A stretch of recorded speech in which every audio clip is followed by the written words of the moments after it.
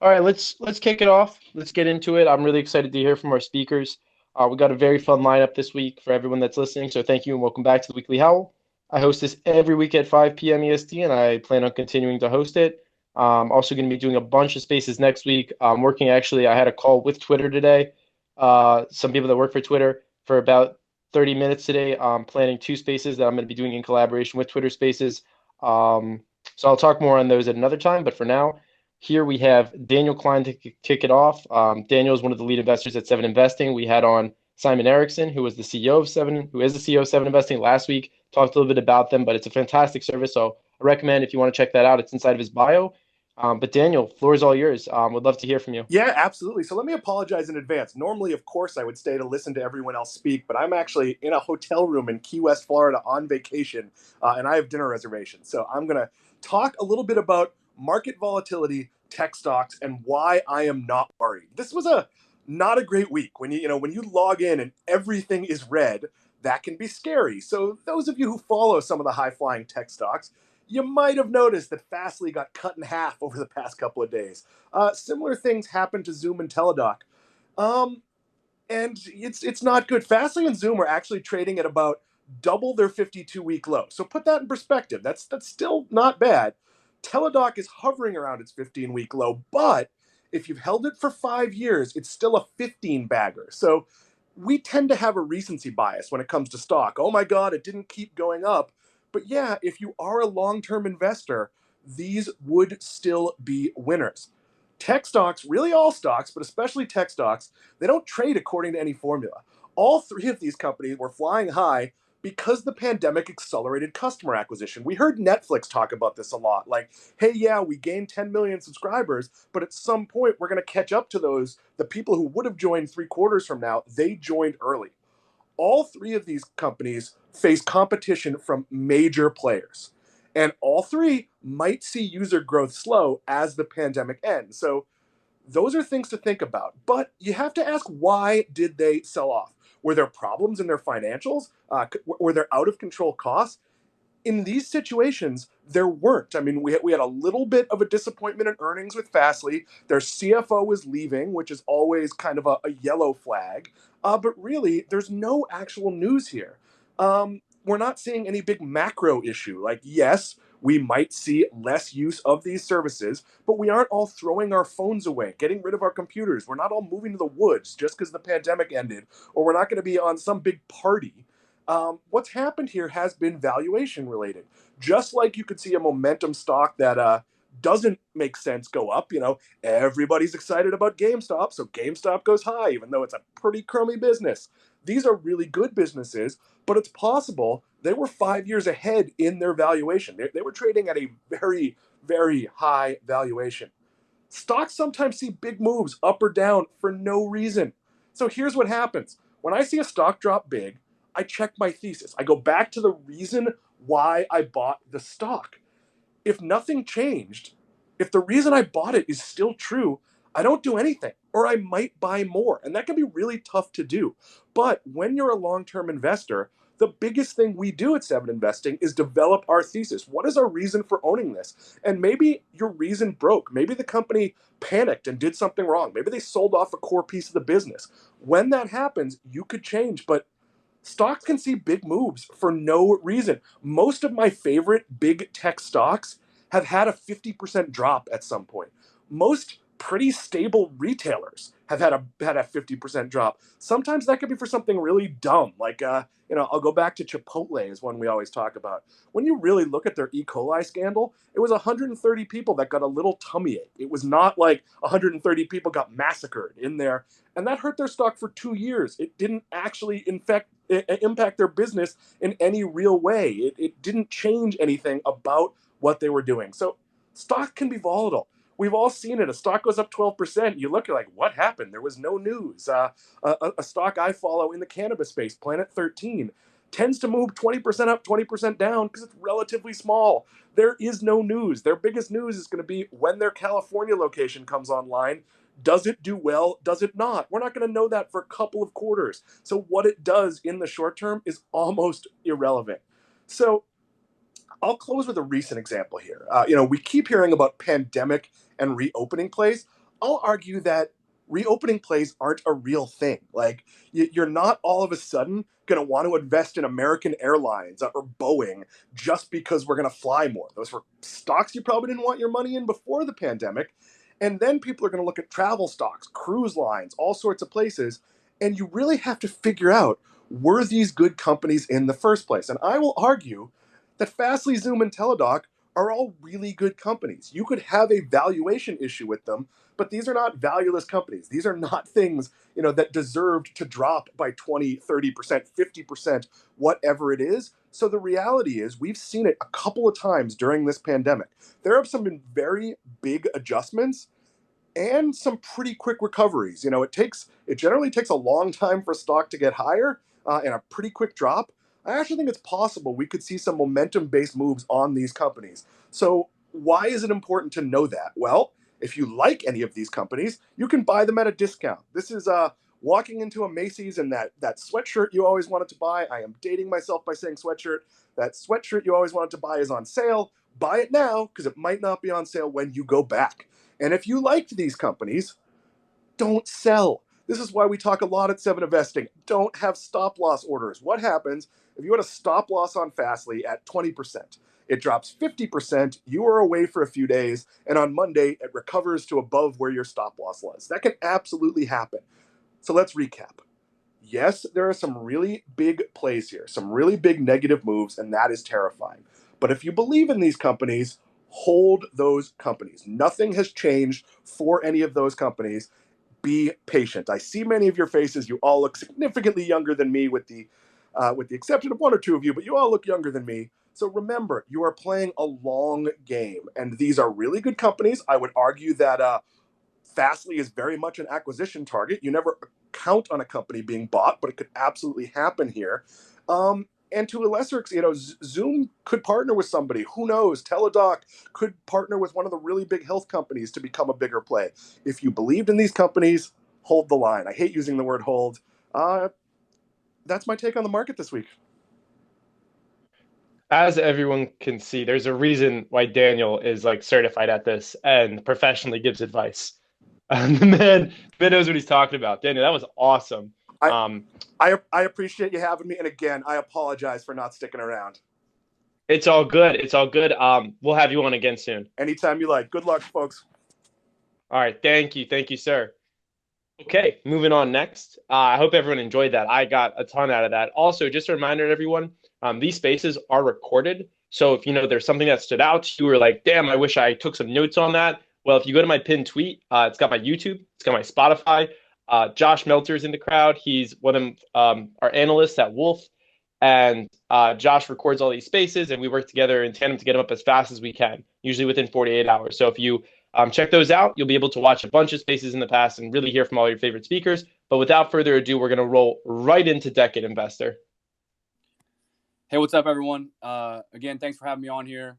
I love coming on to these, every couple weeks or so, and all the things you guys are putting on the spaces. We had one earlier in the week for personal finance, just like a literacy class spaces. So just really cool opportunity. Again, every time I come on here or I'm on here listening, learning so much. So this week, for me personally, I'm very transparent on my buys and sells. And I didn't have any buys this week, not because, I was scared of the market turning red or anything like that. I'm actually currently saving up for rental property. So all this past week, all my money went into a couple thousand into a savings account just for this rental property. So I was away from the market buying, but I obviously had my eyes on the market. And then what I wanted to talk about, well, two things now, because number one, what Daniel had just said was kind of rung true and really showed the power of long-term investing. My name's, decade investor. So, decade, 10 plus years, 10 years, but, holding for a long term. And Daniel said something really, really powerful right there. And he just said, basically, when there is that downturn, just hold, right? And he said he didn't like to use that term hold, but, the crazy thing about it is, if you look at these, and I'm not, saying that what we had this week was anything near, 2008 or 2020 at all.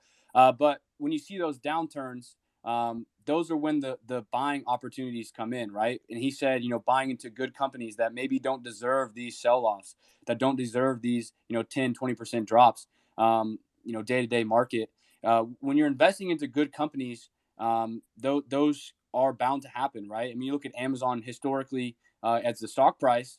There's been times where it's dropped, 30, 40, 50, 60%. And look where it is now, right? So these sell-offs, when you're looking at great companies, it's less about selling off of fear or selling off of what the market sentiment is for that company. It's more about, is this company itself, is this this company, the people running it, moving forward, because the stock price isn't always reflective of the company metrics on the inside. But is this a good company in the long-term vision of investing? Because we can always, I don't do any short-term buy and sell trading or anything like that, but you have to have that back long-term view. So I thought that was something interesting that Daniel just said. Not really I mean, it's important to understand that it's about investing into good companies, and that 10% drop, that 20% drop, whatever the case is, shouldn't scare you if you have conviction in that company for the long term. Because sometimes the market's going to do some crazy things and run a stock price down 10 or 20% for really no other reason. Just that's just what happens. So something really powerful right there. If you just got in here, what Daniel had said is just long-term mindset is gonna win us.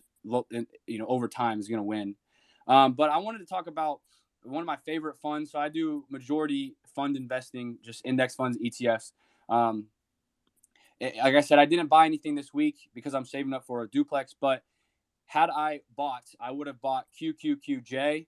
So what that is it's the NASDAQ 101 to 200 largest stocks listed on the NASDAQ. And if we look at this past 5 days, just the chart, I have it up on my computer. There was one point it was down over 6%, just over $31 a share price for this ETF here, QQQJ. And it kind of goes to Daniel's point, right? Had I had capital that I wasn't saving up, I would have thrown it all into, not all, but I would have thrown heavy into this fund, because again, this isn't a company in particular, this is a fund. But I believe in this fund long term, just as if you would believe in Apple long term, or just as you would believe in Teladoc long term, right? You doesn't matter the sell-offs that come about, because these sell-offs bring great opportunity. Some of the greatest returns in the stock market didn't come in bull markets. Essentially, they came from right after crashes. So 2008, 2000, those are when some of the best returns came in the market. Is right after that crash happened. Not 2017 to 2020. It was 2009 to 2011. Right. It comes from these recoveries of the market, because you look back all the way back to the beginning of the stock market. Right. All these crashes that have occurred, the market's recovered, and in 1929 the market crashed. The Great Depression were light years ahead of where we were in the terms of the stock market back then. And then 1987, similar thing, 2000, 2008, and now 2020. We've already recovered in that portion. So the biggest thing in my takeaway this week is the market's very unpredictable in the short term, right? Whether or not the news breaks of stock XYZ beat or they didn't beat or whatever the case is, that doesn't really, it seems like that's not really reflective of the stock price. So it seems like company XYZ beats, but the stock price goes down, right? Or the stock ABC doesn't beat and the stock price goes up. So it's just keep in mind that the market, it's unpredictable in the short term. Yeah, we're in a weird time with a lot of retail investors coming in as well, which is great. People are learning about personal finance, but that you have to, as a long-term investor myself, being able to zoom out and understand that the market is over the long term way more predictable than in the short term. So that was kind of my view on the week, is just the up down of the week, which any other week's going to be like that. But like I said, I didn't have any buys, not because I was scared, but because I'm saving up for some property. But that's kind of my rundown of the week. My takeaway is just have that long-term mindset. And if you like on, what Daniel said again really rung true is if you believe in the company or the fund long-term, those downturns shouldn't cause you to fear, sell or run away. Couldn't have said it better myself. You're very transparent and you just kind of show your dollar cost averaging, from when you did your dollar cost averaging, where's QQQJ at now in comparison to then? Has it gone up? Yeah. So actually, I had it up on my computer to explain. I forgot. So I started buying QQQJ in middle of December, end of December. I put out a tweet yesterday, I think, but I'm actually down overall in QQQJ. So they always say stocks always go up, but that's not the case for this one. But it doesn't. I'm down just a little over 1% overall in that fund itself. But it's one of those things where it's only been a couple months that I've held this. I know it's a more risky ETF compared to like a VTI or a VOO, like S&P 500. But yeah, so I'm doing air quotes. I'm losing money in QQQJ, but that's not. This is a short term thing. So as I hold it over the long term, I think this fund can go over 50 easily in the next couple of years, if not more. Love it, man. Appreciate you joining us. I know you're in a rush too. Anything else you want to add? No, that's it. That's just great opportunity to everyone. Like Spaces, I know that Twitter is pushing against Clubhouse, and Spaces is a great opportunity to come and learn. And whether or not you see these every day or whatever, just there's so much knowledge. I hop on here when I'm not even speaking. I just hop on here and listen because there's so much knowledge being thrown around. And the best part about it is it's free, right? It's free knowledge that we can get and use and utilize to ourselves. So everyone, thanks for being here. Like you said, I have to hop off here. So I apologize to the rest of the speakers. Luke, I see you in there, and some other people in here. But best of luck and appreciate you, Wolf. Absolutely, man. Have a great weekend. We'll chat soon. Yep, you too. See you. Yeah, and for anyone that's interested on Instagram, Deck Investor is a great presence there too, and we're going to do it Instagram Live next Wednesday. So y'all can catch that as well. I'll post about it closer to then. But let's roll right into the next speaker. Luke Dene, the floor is yours. Hey, thanks for having me. So I guess I'll lead off with a few moves that I made this week. Last week, there was no buys nor no sells. This week, though, I decided to make a few moves. I mean, people have been talking about it. A lot of those high-flying growth stocks have been absolutely nailed this week, and there was some opportunity. So when it came to my first buy, I actually added to a name that wasn't one of those high flyers. It's been flat for a while. It was actually AMD. AMD is one of those semiconductor names that's firing on all cylinders. Management's excellent. And I've been building a position in AMD for quite a while, and it came back down to a support zone right in between 77 to 74. So I picked some of that up. And then recently, as a lot of those high-flying growth names started to sell off, I've been looking for fintech exposure. So, your PayPal, your Square, your CLTD. So I took a look at all of them. Even you could even throw Zillow in there. And I took a look at a lot of those fintech related names, and they were all selling off. And I said, you know what? It'd be amazing to have a basket of these names versus just picking one.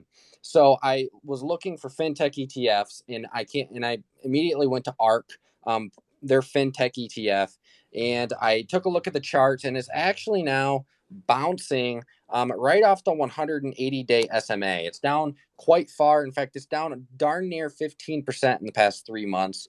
So I initiated a position in ARK's fintech ETF. It actually trades at a slight discount compared to NAV at the moment. So I saw some opportunity there. And really, I also raised cash. And this might be a hot take here. I don't know. But I've never been a huge fan of Tesla stock, but a fan of the company. And after the dip after earnings last week, I picked some Tesla up and it was basically a short-term trade that could possibly turn into a longer-term investment. It ended up not turning into a long-term investment, and I dumped Tesla at the beginning of the week. And that gave me a little more cash to throw into some of those higher flying growth names that are absolutely getting hammered. Now, as for the market, this growth sell-off doesn't surprise me all too much. I think that really what we're seeing is some obviously some risk taken off. But if you actually dig into who's buying and who's selling, the hedge funds have been selling like crazy in the past 4 or 5 weeks. And if really that doesn't surprise me, and the core reason that has led a lot of investors or retail investors, they've been given for this hedge fund selling is really hedge funds were fearing today's job report. They were fearing a blowout number on the jobs report that could lead to or lead the Fed, if they were blowout numbers, to tighten, stop buying those bonds as much as they are right now, stop basically holding up the bond market at the moment, supporting the economy. So really, the hedge funds were fearing higher inflation, and they were implying, or they were, I would say, they were fearing a blowout jobs report would scare the Fed into raising interest rates quicker and not continually buying bonds. Well, it turns out that didn't happen. Uh, the job report missed big time. I believe in April we added 266,000 jobs instead of the million expected. So today we saw quite a bit of buying in the market. The market was up, the NASDAQ bouncing nearly 1%. So I think that was partially what led into the bounce in the markets. A few opportunities I see, if you want opportunities, I look at, for instance, DraftKings. They reported some numbers this morning. Those numbers were phenomenal. And the stock went down, I believe, darn near 7%. So I dug through those numbers today. I take a look. Revenues expanded by 253%. Monthly unique players increased 114%. So I'm eyeing DraftKings as a potential add to the portfolio. I think the sports betting space is definitely a space to get bullish on or be bullish on. And probably I'll round out what I'm going to say here on this space on DraftKings, and I'll just say that I take a look at those DraftKings earnings, and they're turning out those numbers, and they're only in 12 states. That's 25% of the U.S. population. So I look at DraftKings and I go, okay, say we have another 20 states legalize sports gambling online. So DraftKings can move into those states over the next 5 years. And I think that's conservative. DraftKings is going to see huge upside growth. So it's definitely one to be bullish on. And I think, a 7% decline today in the stock price is a potential opportunity there. But that's really what I'm thinking. I've been eyeing those hedge funds and their crazy selling. I mean, I believe out of the article I read, the hedge fund selling was so significant and went all the way back to the levels that we saw in 2008. So definitely something to pay attention to there, but definitely plenty of opportunity in markets. I think PayPal is still a buy. Dug through those numbers today, and those numbers were also very impressive. So fintech, sports betting, two areas I'm getting bullish on, and those were my moves for the week. Two areas that, as you know, I'm hugely bullish on as well. I'm looking at DraftKings right now. I'm not keen on trying to catch a falling knife. And this thing's, down 25% of the past 3 months and just really looks like it's moving. But if they could find a bit of stabilization, maybe around, if it comes down to like the 40 mark, I feel like that's a must buy around there, Yeah, that's the support I was eyeing. But that's definitely where I'd pick it up for sure. But we'll just have to wait and see what happens there. Right.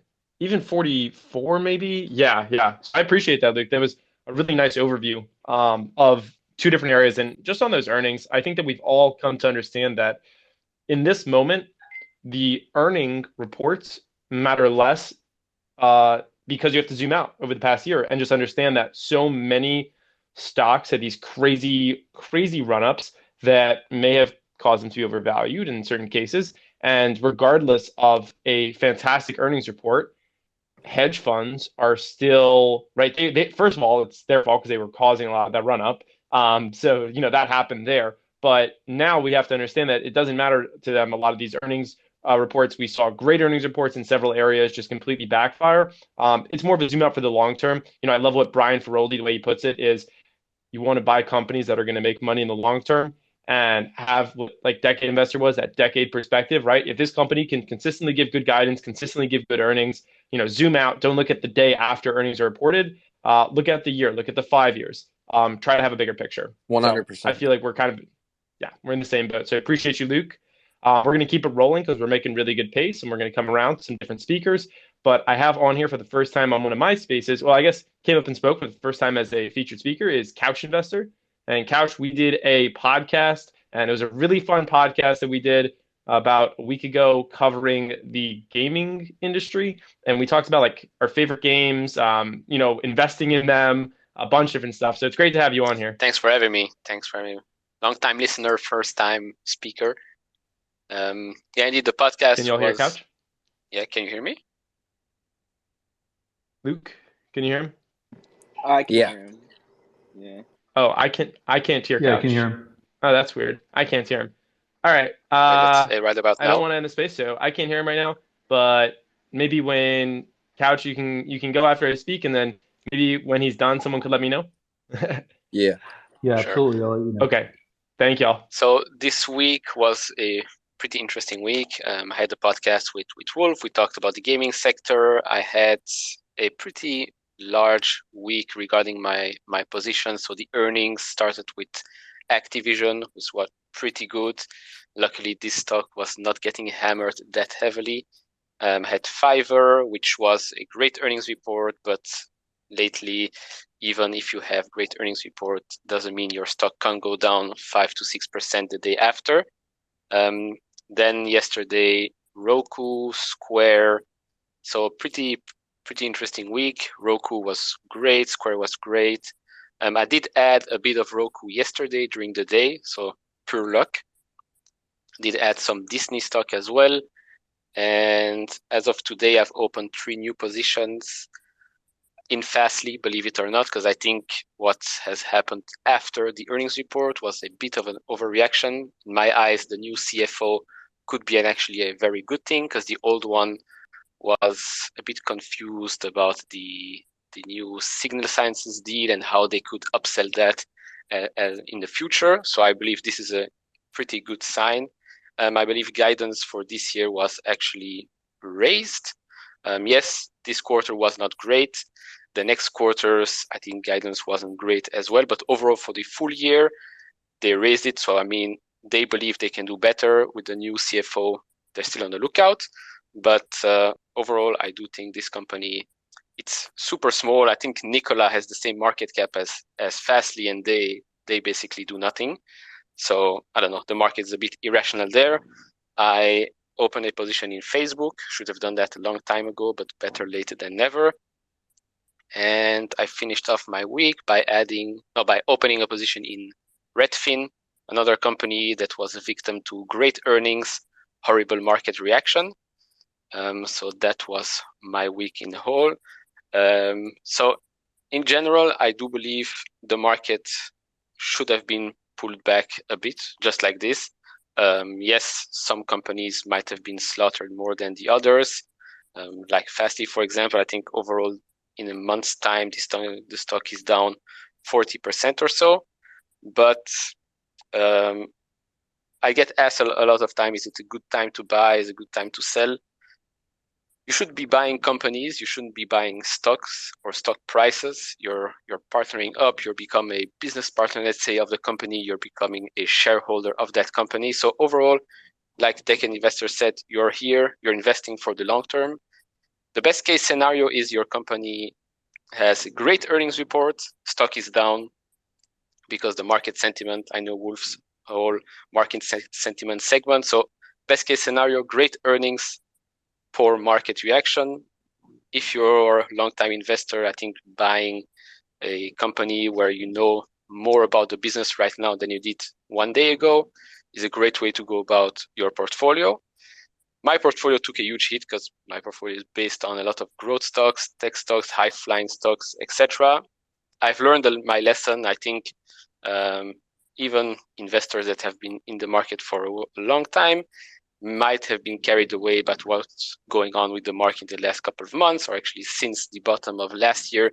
Stocks are flying high, SPAC mania, and then now I'll move to my next point is the crypto madness. I might get a lot of hate for saying this, but there's no logic in Dogecoin being worth $84 billion. That's more than double what Roku is worth.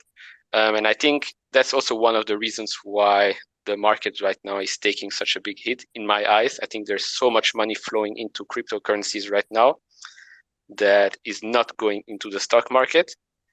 I don't know how long that's going to take, how long it's going to last. I've seen the crypto bull market in 2017. It didn't end well. Yes, if you held your coins until now, you might have been rich. But when somebody wins, somebody has to lose, and it's usually the little guy that loses anyways. So overall, that's my thought on what's going on with the market.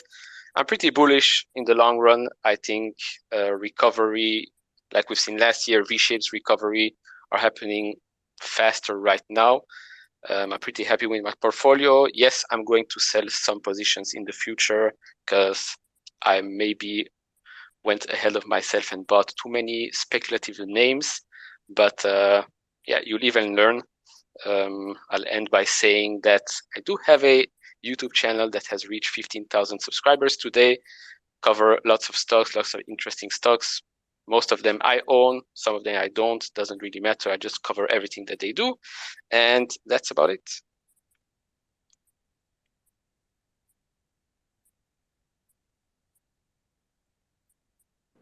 He just finished up, Wolf. Yeah, so so what I realized is I couldn't hear him, but if you go into your settings, you can turn on captions, closed captions, and I could actually see the closed captions. So that's why I saw him talking about Roku and earnings. I actually tweeted out about it while he was talking. So Quickly, plot twist. I was just playing with the captions thing, and I gotta say, it wasn't great. It's okay. You can make out some of the big words. Fair. Yeah, the easy to understand words. Yeah, I spoke with Twitter about the captions. It's certainly a work in progress. They told me they have some people working on it. They don't think it's that great either yet. So they know. Okay, awesome. Thank you, Couch. I wish I could hear you, but I had the captions on. I did just turn the captions off because they were like still coming up on my screen while I was talking. But I really appreciate you having on. I'm sure that we'll chat again very soon. And I'm going to roll right into our last planned speaker, but I brought up a couple other speakers. Some of my friends are in here. I see Fiducia, the Monty, Dylan in the crowd, Elizabeth's here. And so we'll definitely continue probably until around 6. But for right now, we're going to roll into a special situation, Jay, who I had a fantastic call with yesterday and was able to learn a little bit more about. And this guy's got some crazy knowledge and was able to give me so much feedback and like pointers on the Wolf app, which I'm actually about to tweet out. If anybody likes my spaces, my content, what I'm doing, what I'm trying to build, the biggest way that you can help me out is to hop on the Wolf app and check it out. I'm working on it with most of my speakers up here have seen the Wolf app. They've been a part of it. I mean, Luke's on there every single day posting. Fat Baby Funds is on there. And that's a huge part of my life and just what I'm doing. So the link's in my bio. I'm going to post it right now. I'm not asking you to go on there for like 3 hours a day. I'm asking you to just, hop on. There's so much more to come. So that would be huge. But without further ado, going to roll right into you, Jay. Hey, thanks for the kind introduction. First time on the Weekly Howl. Appreciate you guys taking the time. 3-second background on me. I've been an institutional investor for 15 years. Recently started a fund that is up about 340% over the last year. My focus has been value and growth equities. I don't pretend to be an expert in crypto.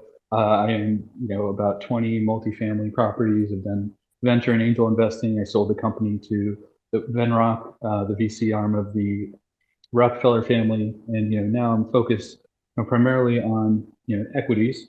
And I'm not going to echo, about the sell-offs that we've seen, but I think it's important to understand that as a long-term investor, there is volatility. And despite what you hear on FinTwit, stocks don't always go up. And it's just something to keep in the back of your mind. And as a long-term investor, I think it's important to allocate to names that you have high conviction in and names where you believe in the fundamentals. And this whole swing trading, day trading, over the last 2 days, I've seen probably 400 people have DM'd me or messaged me about semis and why semis might be an interesting play right now. putting half your portfolio in them is not a smart idea, and neither is putting half your portfolio in Doji at the top. So, can provide, a quote for context. The market is a voting machine in the short term, right? And that's what you see a lot on FinTwit. This is going back to Graham and Dodd, 1934, but it's a weighing machine in the long term, right? So the names that actually perform with good management teams, good financials, good long-term stories will continue to outperform. And this has been going on for 4 generations, right? Since the stock market, the U.S. stock market, was trading. So, I also have a school, that I've been running since 2006 called Leverage Academy, where I teach financial modeling. And the first thing I teach students is the time value of experience. Everyone talks about the time value of money, but there's one thing that's more powerful than that, and that's the time value of the knowledge and experience you can accumulate as you learn in your investing career. And I think that can change your life. And the type of investing style you may be employing right now, may not be the same style you employ when you have $1 million portfolio or a $10 million portfolio, because you have to take into consideration risk management, your time horizon, etc. So, just going to what I focused on this week. I've been a large investor in Freeport-McMoRan, which is the largest global copper miner. The reason for that is, we saw major copper shortages. Copper is a key component in many electronics. The supply of copper has also been going down due to mines being depleted and social economic issues in certain areas in the world. Chile is a big source of copper, and their production is slowing down. Because of that, the prices of copper went up astronomically last year. And it was a trade that, was up 3x since October of 2020. Now, unlike other guys who are now saying, rotate from growth into value, actually have been selling some of my value names because I think some of the value names have overrun. Freeport-McMoRan trades at 8 times EBITDA and 5% free cash flow yield, which is pretty fair. The stock has tripled, and these names are cyclical, right? Value names are value names for a reason. They're value names because they trade with commodities. They trade with they trade based on inventory builds and supply chains, right? So you can go into that topic on another call, but it's important to understand not only whether you like a business, but also the valuation and what part of the cycle you're in.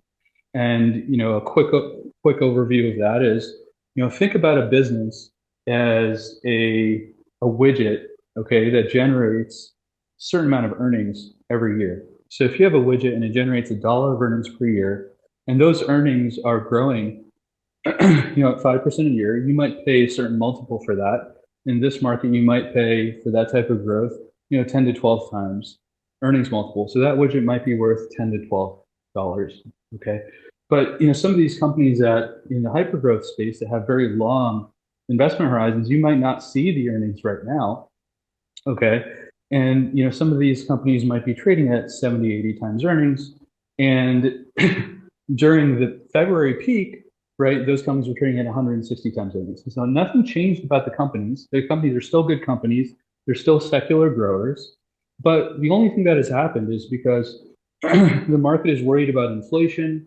It is worried about interest rates going up. When you build a DCF model, the terminal value, most of the value of these growth companies is coming in the future, right? Because their growth rates are so fast that when the discount rate you use to value the company, when you're discounting that future value to the present, okay, when that discount range changes a little bit, the valuation changes. Now, these businesses are still great businesses, and I actually think that after this huge sell-off, some of these businesses, like Roku, Peloton, Square, are actually very good businesses that you should hold for the long term, depending on what your position size and risk appetite is.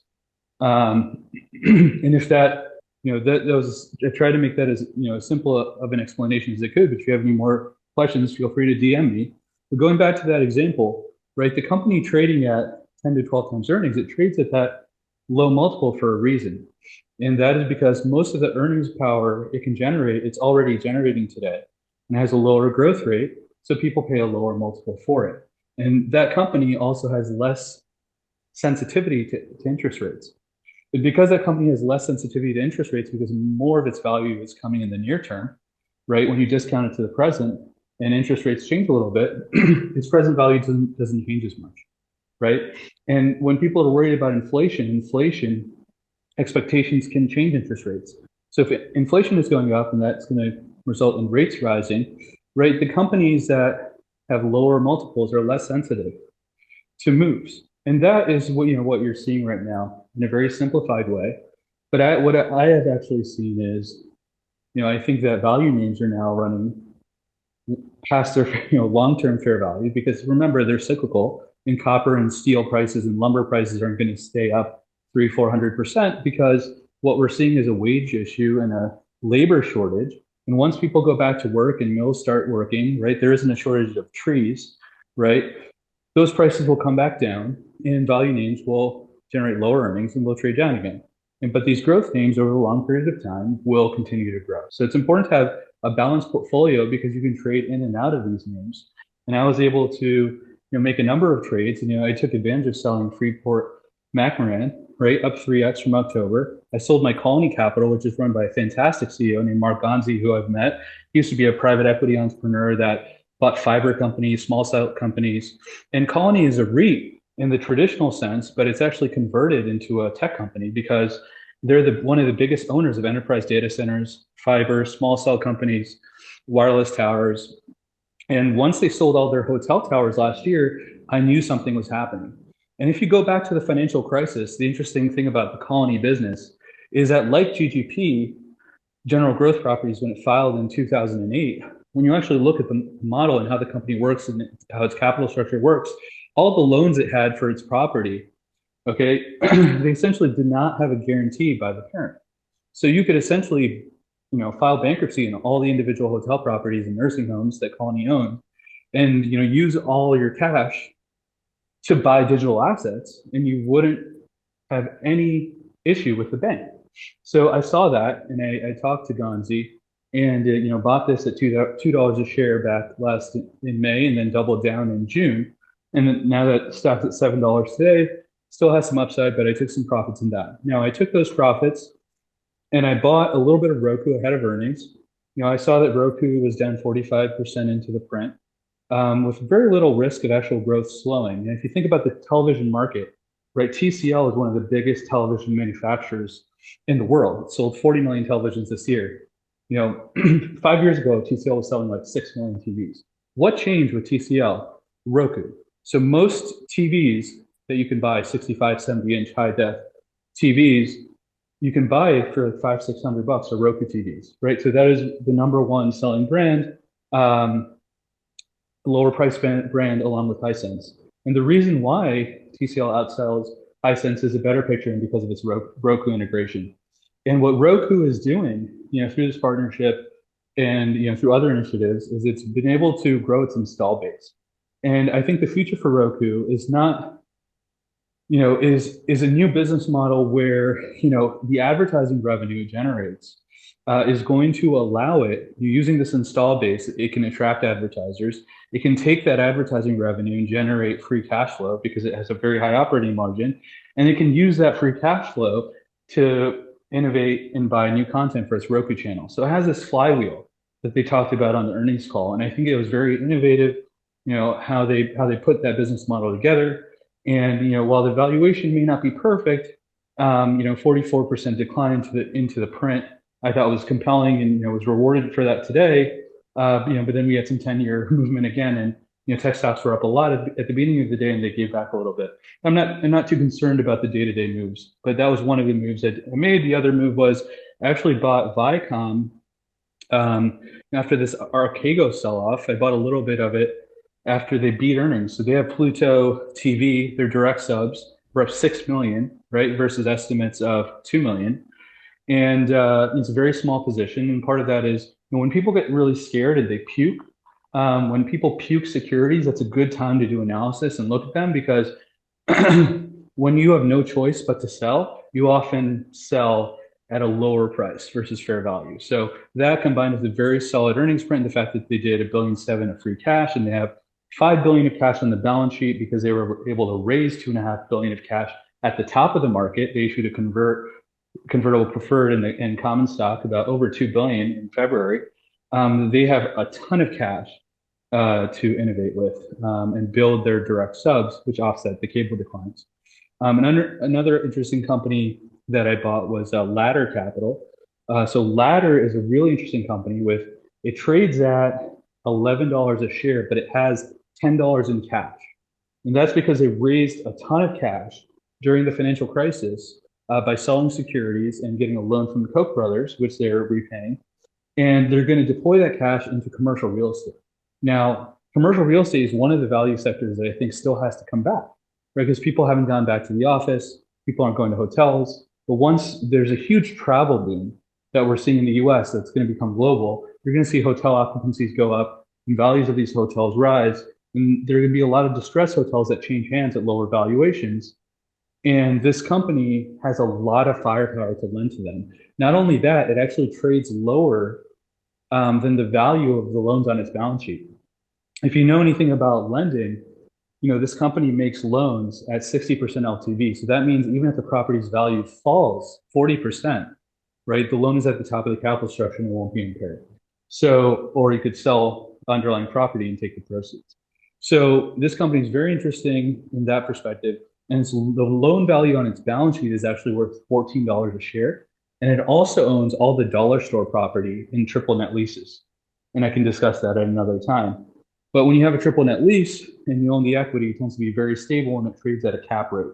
And when you put the loan value and the property value together, it's worth about $12 a share. And it's trading at 11.80. Things rallied to 11.80 today.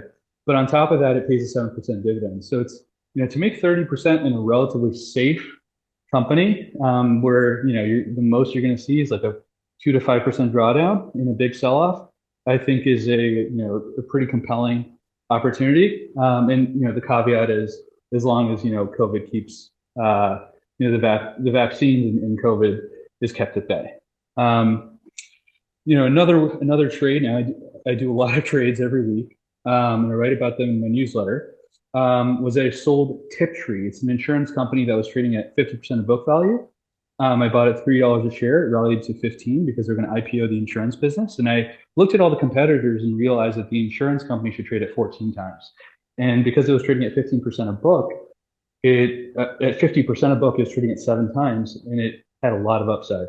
So I was able to monetize that between 10 and 15, and I recycled that capital and I put it in Aviat Networks. And Aviat is one of the most underappreciated growth names because it is an IP solutions company to wireless public and private telecommunications operators. So what does that mean? It works for companies like Dish to lay switches, antenna stabilization systems, network management tools, and it offers like optimization, lifecycle support, and managed network services.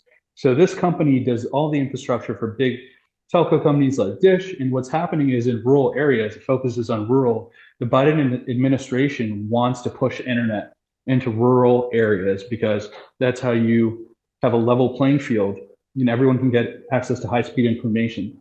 So this company trades at only 1.2 times sales. And it's going to be growing at 10, 15% going forward every year. And it trades at 14 times earnings, whereas all its peers trade at 22. So I think it's an underfollowed company, and it could be very interesting going forward. And finally, I always have one name.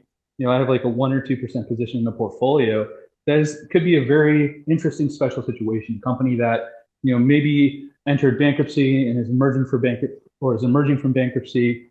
And the company that I'd like to talk about today is David's Tea. David's Tea is a very popular Canadian tea shop that was known for its interesting flavors, nice ambiance, and it was very popular in Ontario. This business, obviously due to COVID, had to shut down about 60 stores. It has about 18 stores in Canadian malls today, but it was able to pivot its business and sell tea online. So now 80% of its sales are online. And through the CCAA, which is the Canadian version of bankruptcy court, it was actually able to save $30 million a year, more than half of its gross profit, on rent. And they're able to reject leases on rent. And there was a risk that they would have to pay a $50 million settlement fee. And I found out last week that it was cut to 18, public information, and no one did anything about it. The stock rallied like 10%. But this stock is probably a $6-7 stock. It's trading at 380. I've sold 250 puts because it's very high vol. You have like a 15% return on that near dated. And if it goes to 250, I'd buy a boatload. And I bought some equity for the long term, but it's a very speculative, smaller company. But I have a lot of friends in Canada. I've talked to them about the product. I've ordered the product, just like I have a Peloton, and I use it, before, valuing the company. So I like the product. I think it's an interesting online story. They've started a monthly subscription service where you can get 30, 40 different tea flavors. And I think that it's starting from a very low base in Canada where they don't have the type of e-commerce penetration. And they've cut 30 million off their costs. So it automatically generates cash flow, has 30 million on the balance sheet, right? And you're looking at a company, with a sub $150 million market cap, right? That could be $200-300 million company. Mm-hmm. So, I think it's very, very interesting, and you don't have to worry about growth sell-offs with a company like this. Want to leave some time, for questions. This is my passion. I'm running a fund today. Basically retired from institutional side. But any question you guys have about investing, real estate, taxes, capital allocation, financial modeling, feel free to reach out. And thank you, Wolf, for the opportunity to speak. Absolutely, Jay. Now I just got to figure out how to get my money into your fund. That's my next step. Because, yeah, we'll definitely be keeping in touch. But as you can tell, Jay knows exactly what he's talking about. I was taking a look at some of the stocks that he was talking about as he was running through them. And, he just really was hitting on great fundamental spots, whether I'm sure that you factor in technicals as well. I was looking, you were like clearly buying some support levels there, maybe with like Aviat Networks, it looks like, when they came down to near 28, and then they had that pop back up today of like 14% from there. So I was just trying to like do my best to follow. I'm not. Is Jay still in here? I can't see him. It just removed him from me. Okay. All right. I think he got removed, but I'm sure he'll come back in. That happens all the time with spaces. But yeah, definitely a fantastic guy. Like I said, I met with Jay for like an hour yesterday, maybe a little bit more, and he just honestly gave me like a ton of advice and feedback. And I plan on actually working with him a little bit for an academy inside of the Wolf app, helping to build out like a little bit of a modeling course inside of there. But since we have a little bit of time left, maybe like another 5 to 10 minutes. Stock market news, you're up here. It's the end of the week. You've culminated much news this week and put it out to the audience. Can you give us maybe some of the things that have stood out to you the most? And then if you had something that you wanted to speak about, feel free to do that too. Honestly, I was thinking about talking about the moves I was gonna make. So I would have looked through my Twitter. Yeah. So maybe tomorrow or something, I'll give you something on the biggest stories. But I think for me this week, I'm definitely a long-term investor. I'm not in a lot of the stocks that I feel like a lot of people are on Twitter, but my portfolio. So most of my portfolios in mega cap stocks. My largest holdings are Apple, Tesla, Amazon, Facebook, stocks like that. So my portfolio, although it didn't go up on a lot of good earnings, it did hold up pretty well this week. And I'm on Robinhood, and I hold a decent amount of crypto as well. So it's been a pretty decent week for me. Crypto-wise, I am in Ethereum and Bitcoin mostly. I did buy a little bit of Doge, and then it turned into a good amount of Doge. So I've been slowly selling that as we've been going up. I'm still planning on holding a little bit of that, but I definitely have been taking my profits on that as we rise. Other moves I made this week, I bought Penn again for the first time. I believe my cost basis is around $14-15, and I bought it actually again when it went under 90, and then I bought it again this week. I really like the story around it. I love the concept behind letting the other players spend their budgets, spend these huge marketing budgets to gain up to grow in a growing market. And I feel like Penn and Barstool is really holding back on their balance sheet, and I feel like they're trying to do it very profitably. And I feel like long term, once the market turns into a real money, like a market focused on actually making money instead of spending huge dollars on market share, Penn will be one of the names that the organic marketing will push them through. Another name I was adding to Palantir a little bit this week.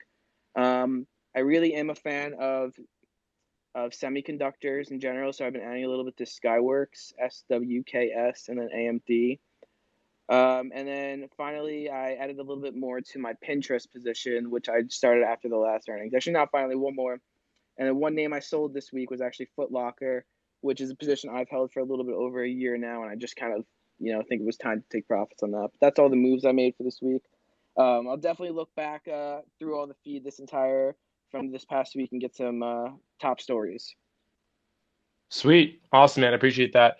You're making me want to buy more pen. I love that company. God, I love it. I'm glad I was able to buy some at $6 a share and still have a good amount. So I probably should have added when it hit 80. I was waiting for it to go under 80 to add, and then it bounced off of like 82. So I still think it could go. I think it could go under, to be honest. If it goes under $80 a share, I'm buying because just for those who are familiar with DCFs, I did do a bit of a discounted cash flow model, and my discounted cash flow told me that $80 was at least fair value for Penn. I think it could be higher, just factoring in some other details. But based on the fact that just based off the numbers and my projections, I'm getting at least $80. If it's going under that, I'm buying, personally. Also, just one quick thing. I think the casino business, this is a lot of Las Vegas data coming out of Las Vegas Sands. And I know Penn doesn't have casinos there, but I think it's really the big theme of casinos are reopening. These things are going to be packed on weekends. And, I think that the legacy part of Penn business that's not Barstool might actually be, hopefully starting to turn the corner. Yeah, I completely agree. Cool. And then I also brought up Fat Baby Fun. So there was a lot of blood in the water this week. You're one of my favorite blood in the water buyers. Did you start any new positions or sell anything this week, Fat Baby? No new positions, but I did add to Peloton, buying the dip on that one. I mean, it's not good, but long term, it's just noise once you start to zoom further and further out. There's a lot of different ways you can look at Peloton, and it triggers a lot of people. That's the stock that I've seen the bears get the most active on. But when you look at it, you start to zoom out and you start to look at their connected fitness subscription model. It's amazing. It's amazing the amount of money that they make on that. And they have the goal of hitting 100 million users on that, which is pretty crazy. And it's going to be an insane company if that actually happens. And then I bought Zoom too, just another great company. Huge optionality, great execution. A lot of people are worried about reopening, all that kind of stuff. I think it's a great company, and I think it's trading at a reasonable price at this point. So I'm just going to keep on buying it, and I'm not as worried about reopening. I think the economy's changed. The world's changed. I can see it from my work that our travel's never going to go back to the way it was. Our forecasts are that at its peak from now on, travel will be at 50% of what it used to be. We've just realized you can do a lot more things remote than anyone thought. So I'm buying those, and I'm not worried about growth stocks dipping and anything like that. The market moves in funny ways. Just keep buying, stay chill, and watch for real things that are happening. But if it's just a 10% dip, even 20, 30 a lot of times, that's just normal volatility. And just got to stay chill. Yeah, absolutely. I'm taking a look at Zoom right now. I'm with you that the world has changed, that there's a lot to take into account. I use Zoom every single day excessively. I don't know how I would operate without it. So like for Wolf, I've been working on this company for 14 months. I have never seen my team a single time in person. I've literally only worked over Zoom and Discord and whatever else with the rest of my team. I'm actually going to see them for the first time in a week from today. 14 months we started this company. And I'm going to finally see them in person. So like Zoom's a huge part of my life. I am worried a bit about the run up with Zoom was partially due to this major unknown that we just did not know when things would ever come back, what type of way they would come back. If Zoom was to fall, for me personally, I respect the buy. I see the area of my personal area that I'd be more comfortable buying in would be like the 240s, 250s. Um, but I mean, you're looking at it as a long-term hold, right? Saying that this company has great execution. What I would like to see from Zoom is a little bit more innovation, perhaps maybe some type of integration with more companies, because I know that they do it with a lot of schools, with universities. They did these big university deals. I'm not sure how many companies they did those deals with, where like the company was now buying, that Zoom membership for everyone, and they were promoting it. So I would love to see them do more collaboration, and just continue to innovate their product and add more to it. They have some great features in there, but just continue to see them move. I saw an idea from Morning Brew. Well, now he's not CEO. I found out, for anyone who's familiar with Morning Brew, Alex Lieberman was the CEO. Austin Reef was the COO. So Austin Reef is now the CEO, and Alex Lieberman is now the executive chairman, I believe.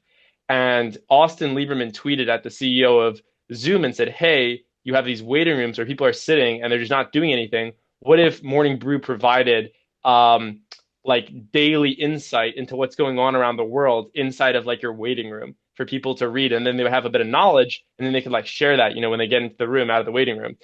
Which I thought was an awesome idea to try to innovate. And, I don't think that they have to do it, but just some way like that would be pretty cool. What do you think? Any thoughts on that, Fat Baby? No, I mean, Zoom's definitely a fast-moving company, and I think it's just the kind of company that needs to keep iterating, like you were saying. Little ideas like that are what make products great. Like you start adding up tens of hundreds of little things over time, that you just keep iterating, and all of a sudden, a product that seems so simple as Zoom is actually far Work while I'm on the bike. So I basically try to get on the bike by like 9:30, 10 a.m. and I'm on work calls already for Wolf. So I'm on usually a Discord with my team. I'm tweeting. For anyone that's unfamiliar, Twitter is literally my job. There's a reason that I clocked like 45 hours plus this week on Twitter. I'm on here all the time. So if you enjoy my content, feel free to, give me a follow, because I'm not stopping. Like I'm just gonna keep pushing out content. It's my full-time endeavor.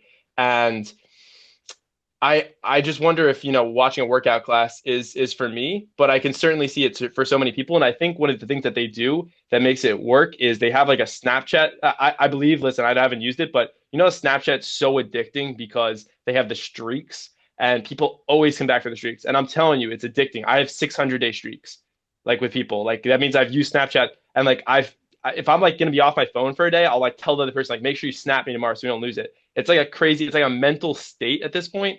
I am a little bit worried that Snapchat's growth is going to slow. I'm actually going to do a pod on Snapchat and other socials with Investment Talk next week, hopefully, or in 2 weeks. But I just wonder with Peloton here, if that factor is going to come into play, like where they have, every single day that you come back, you get like a streak with Peloton. And I think if they can make that really addicting and people understand that they're getting benefits from it, that's why I think the churn is so low, because I think that they do like that streak thing, don't they? For anyone that's used one. I so have they'll one, give and shout I outs think on the that. benefit is you can work out in a private atmosphere, with a very large screen.